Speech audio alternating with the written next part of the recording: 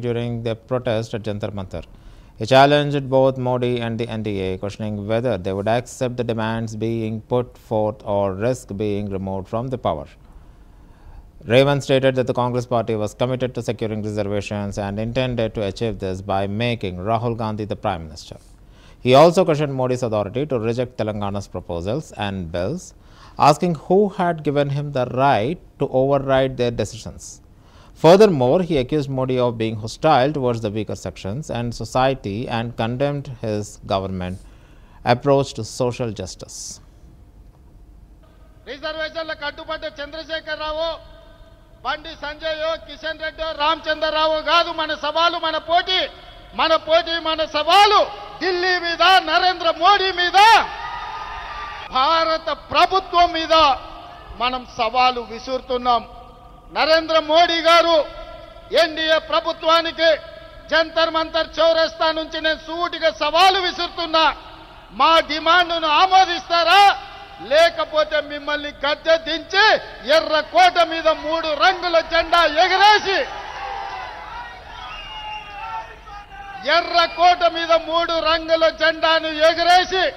మా నాయకుడు రాహుల్ గాంధీ గారిని దేశ ప్రధానమంత్రిగా చేసి 42% ఓబీసీ రిజర్వేషన్లను సాధించుకునే వరకు ఇక్కడ ఉన్న వాళ్ళు ఎవరు నిద్రపోరన్న మాట నరేంద్ర మోడీ గారికి నేను విజ్ఞప్తి చేస్తున్నా. మిత్రులారా, ఈ వేదిక మీద నుంచి నేను విజ్ఞప్తి చేస్తున్న ఈ భారత ప్రధానమంత్రి గారికి, అయ్యా నరేంద్ర మోడీ గారు, మీ గుజరాత్ నుంచి గుంట భూమి మేము అడగలే, మీ పోర్బందర్ పోర్టు నుంచి చుక్క నీళ్లు అడగలే. మా తెలంగాణ రాష్ట్రంలో మా గడ్డ మీద మా బలైన వర్గాల సోదరులకు మేము 42% రిజర్వేషన్లు ఇచ్చుకుంటామంటే మీ గుజరాత్ వాళ్ళకు వచ్చిన కడుపు మంటేందని నేను అడగదలుచుకున్నా. రిజర్వేషన్ల కట్టుబడ్డ చంద్రశేఖరరావు బండి సంజయ్ కిషన్ రెడ్డి రామచంద్రరావు కాదు మన సవాలు. Chief Minister Revant Reddy stated that the protest in Delhi was organized to seek support from all the parties. He lashed out at Prime Minister Modi and BJP leaders, accusing them of obstructing the backward classes reservation bills and thereby doing injustice to the weaker sections. He questioned why the leaders from Gujarat were troubled when Telangana proposed the BC reservations. He said that instead of settling the issue locally, they decided to resolve it in Delhi through Chalo Delhi movement. He added that around 100 MPs and parties from the India Alliance has extended their support to the protest in Delhi, and Kanimoli, Supriya Sule, Gaurav Gogai, who are the part of the India bloc, have joined the protest, proving that India bloc is with Revant Reddy.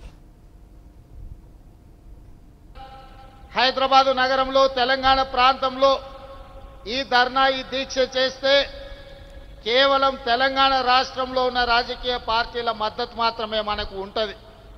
కానీ ఈనాడు జంతర్ మంతర్ వేదికగా మనం నిర్వహించిన ఈ నిరసన కార్యక్రమంలో, ఈ ధర్నా కార్యక్రమంలో భారతదేశంలో ప్రాతినిధ్యం వహిస్తున్న దాదాపుగా 100 మంది పార్లమెంట్ సభ్యులు, ఇండియా కూటమిలో ఉన్న కీలకమైన రాజకీయ పార్టీలు, డిఎంకే కావచ్చు, ఎన్సీపీ కావచ్చు, సమాజ్వాదీ పార్టీ కావచ్చు, కమ్యూనిస్టు సోదరులు కావచ్చు, ఇతర ప్రాంతీయ రాజకీయ పార్టీలకు సంబంధించిన పార్లమెంట్ సభ్యులందరూ కూడా ఇక్కడికి వచ్చి ఈ 42% ఓబీసీ రిజర్వేషన్ల పోరాటంలో తెలంగాణ ప్రజలు ఒంటరి కాదు, మేమందరం మీకు అండగా నిలబడ్డామని బీహార్ నుంచి, మహారాష్ట్ర నుంచి, ఉత్తరప్రదేశ్ నుంచి, వివిధ రాష్ట్రాలకు సంబంధించిన రాజకీయ పార్టీలు తమిళనాడు నుంచి కూడా వచ్చి మా రాష్ట్రాల కోట్లాది మంది ప్రజల మద్దతు మీకు ఉంది, మీరు కొట్లాడండి,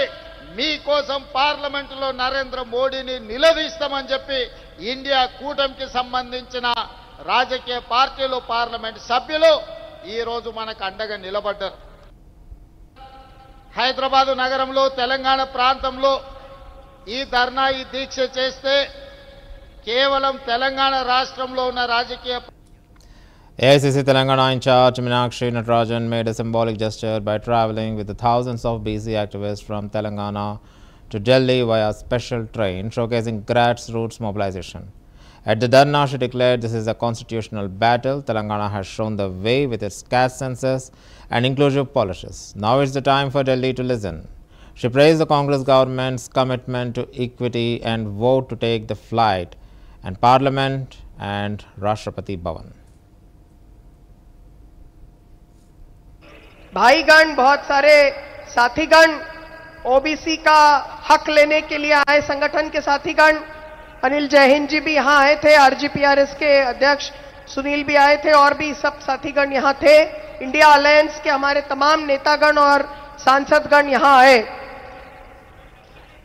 मुझे ये कहने में कोई झिझक नहीं कि जिस तरह से देश के इतने दूर के हिस्से से और हर जिले से हमारे साथी कार्यकर्ता 42% रिजर्वेशन की मांग को लेकर आए, ये बहुत बड़ी बात है।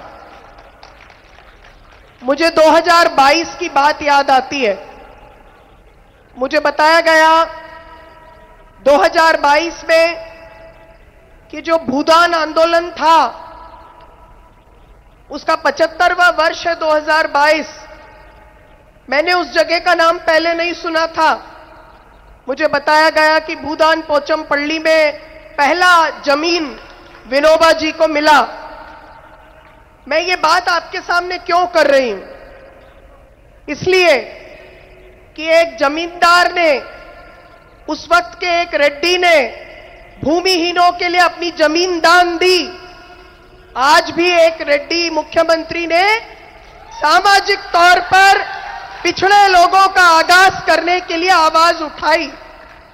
ये किसकी परंपरा है? ये कांग्रेस पार्टी की परंपरा है। कांग्रेस की ये सोच है कि अगर हम मुख्यमंत्री हैं, अगर हम सरकार में हैं, अगर हम जनप्रतिनिधि हैं, तो अंतिम पंक्ति में खड़े अंतिम व्यक्ति का आंसू पोंछना ये हमारा धर्म है, ये हमारा कर्तव्य है। उस वक्त कोई नहीं सोच सकता था पहली बार का मुख्यमंत्री इतना बड़ा साहसी कदम उठाएगा, लेकिन तेलंगाना की सरकार ने वो करके दिखाया। हमारे प्रदेश कांग्रेस कमेटी के अध्यक्ष ने, हमारे मुख्यमंत्री और तमाम कैबिनेट के साथियों ने, मैं ये कह सकती हूं कि हिंदुस्तान की राजनीति को बदलने का बिगुल बजाया है। भाईगण, बहुत सारे साथीगण, ओबीसी का हक लेने के लिए आए संगठन के साथीगण, अनिल जयहिंद जी भी यहां आए थे, आरजीपीआरएस के अध्यक्ष सुनील भी आए थे और भी सब साथीगण यहां थे। इंडिया अलायंस के हमारे तमाम नेतागण और सांसदगण यहां आए। मुझे ये कहने में कोई झिझक नहीं कि जिस तरह से देश के इतने दूर के हिस्से से और हर जिले से हमारे साथी कार्यकर्ता 42% रिजर्वेशन की मांग को लेकर आए, ये बहुत बड़ी बात है। मुझे 2022 की बात याद आती है। Vijayashanti, the female superstar once upon her time, known for her emotive rhetoric, Vijayashanti spoke about the historical neglect of the BCs and the need for the constitutional protection. She quoted, "We are not asking for charity, we are demanding our rightful share." She called on the women and youth from BC communities to raise and claim their space in education, employment and politics, framing the movement as the generation turning point. Jantar Mantar దగ్గర 42% BC reservation కోసం పెద్ద ఎత్తున పోరాటం చేస్తున్నాం. అదే మన ఆరాటం. ఇది రెండోసారి మనం ఈ పోరాటం చేస్తున్నాం. భారతదేశంలో అత్యధిక జనాభా దాంట్లో అత్యధికంగా ఉన్నది మన బీసీ బిడ్డలే. అలాంటి బీసీ బిడ్డలు ఇవాళ నడి రోడ్డు మీదకి వచ్చి మా 42% బీసీ రిజర్వేషన్ చేయండి అని మోడీ గారిని అడుగుతున్నారు. బీజేపీకి సిగ్గుందా అని అడుగుతున్నాను. బీసీ బిడ్డలంటే అడుక్కోవాలా? ఇవ్వరా? న్యాయం చేయరా? అంటే మా శ్రమని దోచుకుంటారు, మా ఓట్లు గుచ్చుకుంటారు. కానీ పార్లమెంట్ లో బీసీ బిల్లు పెట్టి పాస్ చేయమంటే వెనకడుగు వేస్తారు. అయినా మేము విడిచిపెట్టాం. కాంగ్రెస్ ముందడుగు వేసింది, సాధించే వరకు విడిచిపెట్టే ప్రసక్తి లేదు. బీసీ బిడ్డలారా, తెలంగాణ ఉద్యమం అనేక కష్టాలు నష్టాలు పోరాటాలు చేశాం. ఫైనల్ గా సోనియమ్మ మనకి తెలంగాణ ఇచ్చింది, సాధించుకున్నాం. అదే విధంగా బీసీకి కూడా 42% రిజర్వేషన్ కూడా డెఫినెట్ గా సాధిస్తాం. వదిలిపెట్టే ప్రసక్తి లేదు. మోడీ గారు ఆ మధ్య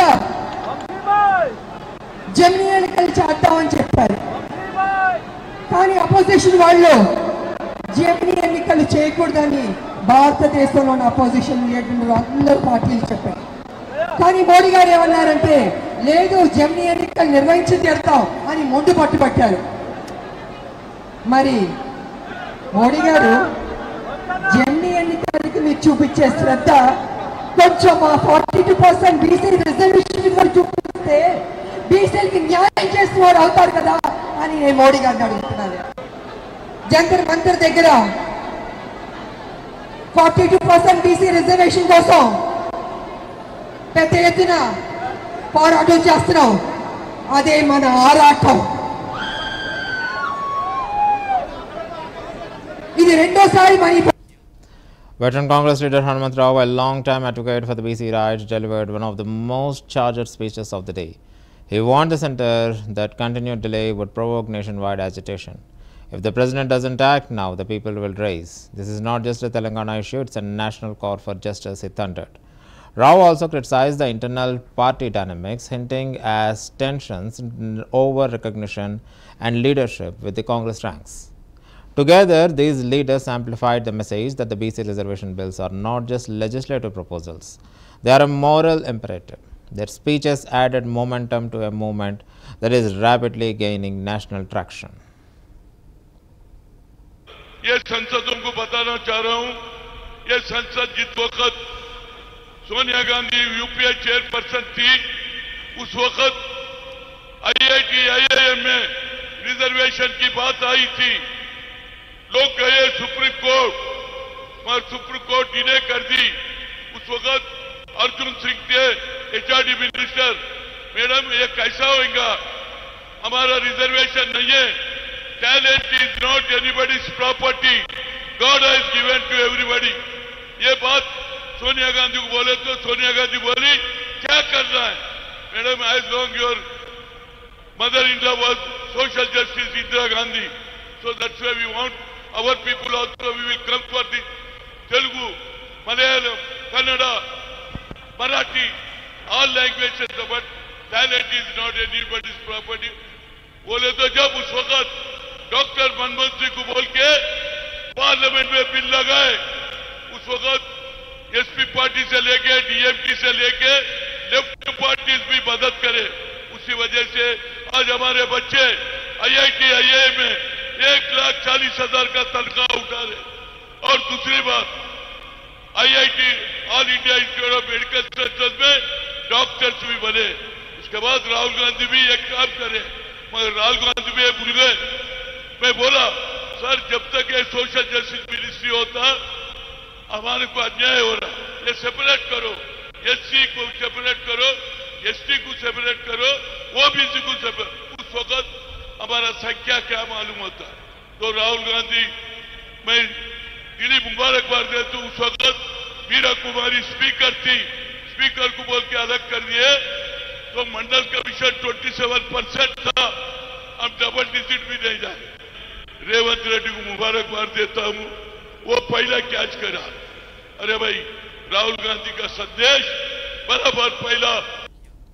Bhatti Vikramarka stood at the forefront of the dharna, flanked by Telangana ministers and BC leaders. His speech was both technical and impassioned. He presented the methodology behind the Telangana caste census. This is not just a head count, it's a socio-economic blueprint for justice, he said, drawing attention to the 88 crore pages of self-declared data collected during the survey.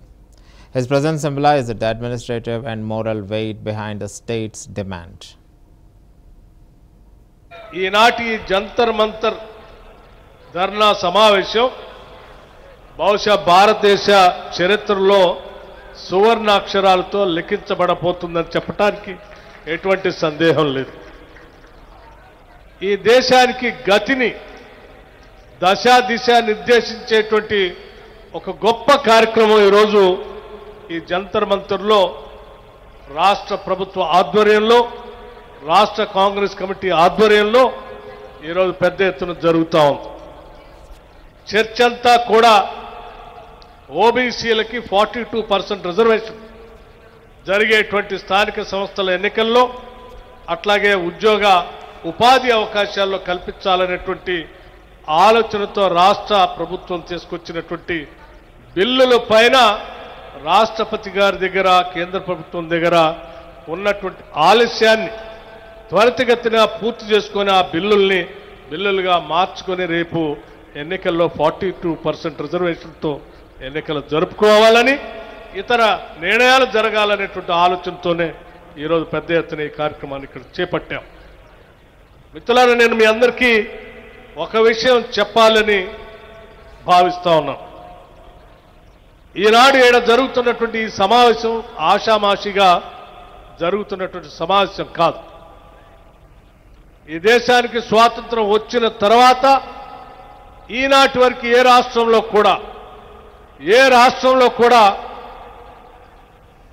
ఈ caste survey జరిగి socio economic political education political survey caste survey అనేది ఈ దేశంలో ఎక్కడా జరగలేదు. అది కేవలం తెలంగాణ రాష్ట్రంలో ఒక్క రాష్ట్రంలో జరిగింది.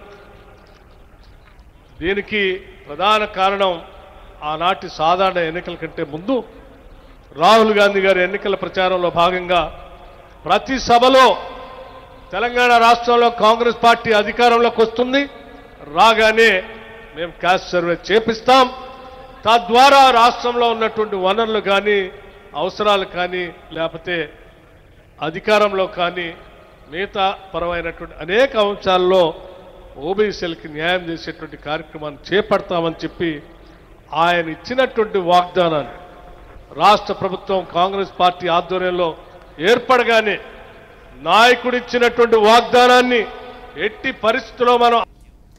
Leaders from the India bloc also participated in the dharna. Supriya Sule stood shoulder to shoulder with Telangana leaders. Her speech emphasized the need for national consensus on the caste-based equity. DMK MP Kanimoli, known for her advocacy on social justice and gender rights, brought a strong southern voice to the protest. Wearing a black and red DMK scarf, she declared Tamil Nadu stands with Telangana. The centre must stop obstructing progressive policies. She also interacted with BC women leaders, reinforcing the intersection of the caste and gender in policy making. MP Gaurav Gogai, known for his articulate interventions in Parliament, was seen engaging with youth leaders and holding placards that read "Equal share for equal population." In his address, Gogai emphasized the national implications of Telangana's policy, and he quoted that this is not just one state, it is about the setting a precedent for inclusive governance across India. He said calling on Parliament to prioritize the bills and urging the President to act swiftly. आज शुक्रिया अदा करना चाहता हूं क्योंकि आज दिल्ली में हमारा ओबीसी समाज का आवाज हम सुना पा रहे हैं। हमारा कोशिश होना चाहिए कि यहां से आवाज हमें प्रधानमंत्री मोदी जी के कान पे हमें ये आवाज ले जानी चाहिए। प्रधानमंत्री मोदी जी, आप ओबीसी की बात करते हो, लेकिन आज यहां पर पूरा ओबीसी समाज एकजुट है, अपना हक मांग रहा है, अपना अधिकार मांग रहा है। अगर हमारे पिछड़ों की बात, सामाजिक न्याय की बात, अगर कोई एक पार्टी इसकी आवाज उठा रही है तो वो सिर्फ और सिर्फ कांग्रेस पार्टी है। आज शुक्रिया अदा करना चाहता हूं क्योंकि आज दिल्ली में हमारा ओबीसी समाज का आवाज हम Now this is about the Jantar Mantar Kota Tantra, what Congress has organized the BC Kota Dharna in the Jantar Mantar. This is completely of one side. Now let's see what the opposition responds to this. Union Minister Bandi Sanjay Kumar criticized the Congress-led BC reservation protest, alleging it was a cover for granting Muslim quotas. The BJP since the beginning is against this particular quota. Why? Because it includes even the Muslims also. So they say that 42% quota, whatever Congress is mentioning, if it includes the Muslims also, then it will be restricted only to hardly 32%, while 10% is indirectly going to the Muslims, and they are completely against to the religious based reservations. He accused Congress of betraying the BCs by prioritizing a Muslim declaration over the Kamareddy declaration. Sanjay claimed that only 32% of the proposed 42% quota would go to BCs, with 10% reserved for Muslims, calling it unconstitutional. He warned such policies could marginalize Hindus and spread nationally. Highlighting the BJP's elevation of the BJ leaders, he said Congress never made a BC Prime Minister or Chief Minister. He predicted Congress' decline in Telangana, similar to its downfall in Uttar Pradesh, Bihar and Bengal. ఈరోజు ఢిల్లీలో తెలంగాణ రాష్ట్ర Congress party ప్రభుత్వం BC రిజర్వేషన్ల కోసం అంటూ ఇవాళ ఆందోళన కార్యక్రమం నిర్వహించడం నిజంగా హాస్యాస్పదం. బీసీ రిజర్వేషన్లకు భారతీయ జనతా పార్టీ వ్యతిరేకం కాదు. ఈ దేశంలో బడుగు బలహీన వర్గాల కోసం, అగ్రవర్ణాల్లో పేదల కోసం కష్టపడి పరితపించే పార్టీ, వాళ్ళను ఆదరించే పార్టీ, వాళ్ళని అవ్వానించే పార్టీ, వాళ్ళని ఆదుకునే పార్టీ నరేంద్ర మోడీ గారి నేతృత్వంలోని ఎన్డీఏ ప్రభుత్వం, భారతీయ జనతా పార్టీ అనే విషయాన్ని కాంగ్రెస్ పార్టీ గుర్తుంచుకోవాలి. వాళ్ళ ఇప్పటికే 27% రిజర్వేషన్లు బీసీలకు కేంద్ర ప్రభుత్వం, నరేంద్ర మోడీ ప్రభుత్వం స్థానిక సంస్థల ఎన్నికలు ఇస్తున్నది. కేవలం కాంగ్రెస్ పార్టీ ప్రభుత్వం ఇచ్చేది 5% మాత్రమే. 10% రిజర్వేషన్లు ముస్లింలకు ఇస్తున్నారు. 42% రిజర్వేషన్లో 10% ముస్లింలు, 5% మాత్రమే ఇలా బీసీలకు ఇస్తే దీన్ని బీసీ రిజర్వేషన్స్ అంటారా, ముస్లిం రిజర్వేషన్స్ అంటారా? కాంగ్రెస్ పార్టీ స్పష్టం చేయాలి. Congress, led by CM Revanth Reddy, staged a powerful Dharna in Delhi demanding presidential assent for 42% BC reservations. Backed by India bloc leaders and 100 MPs, the protest spotlighted social justice. The movement now shifts to Rashtrapati Bhavan, intensifying pressure on the centre to act swiftly. All eyes are on the Revanth Reddy's meeting with President Draupadi Murmu, and what will be next? Let's wait and watch. This is the big story of the day. Let's meet with another big story.